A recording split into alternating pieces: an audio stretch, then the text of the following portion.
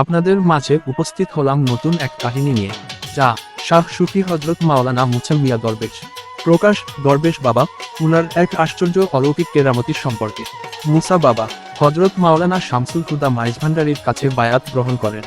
হজরত মাওলানা মুসা বাবা ওনার পীর হজরত মাওলানা শামসুল হুদা আল মাইজভান্ডারীর হুকুমে তিনি বলেন, হে মুসা, তোমাকে কঠিন সাধনা করে আমার কাছে আসতে হবে।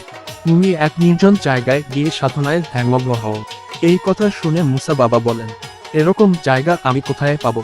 তখন শামসুল হুদা মাইজভান্ডারী বলেন, খাগড়াছড়ি কালাপানি নামক একটি জায়গা আছে, তুমি সেখানে চলে যাও এবং তুমি তোমার পথের নতুন যাত্রা শুরু করো। যদি কখনো কোনো সময় যে কোনো জায়গায় কোনো বিপদ হয় তাহলে আমাকে স্মরণ করবে, আমি তোমাকে বাঁচাবো। একটা কথা মনে রাখবে, আমি হলাম গাছ আর সেই গাছের ফুল হলে তুমি।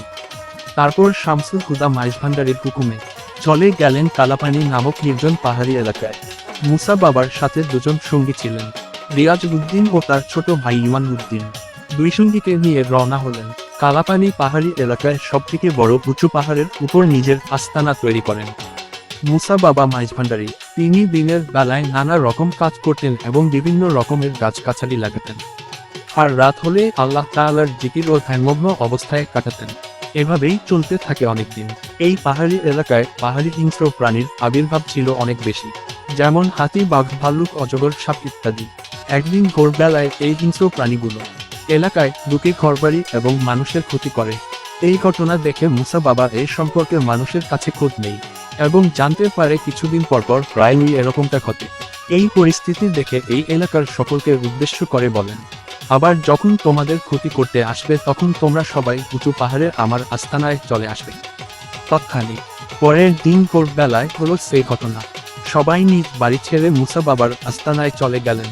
চলে যাওয়ার কিছুক্ষণ পর সেই হিংস্র পশুগুলি মুসা বাবার আস্তানার দিকে যায়।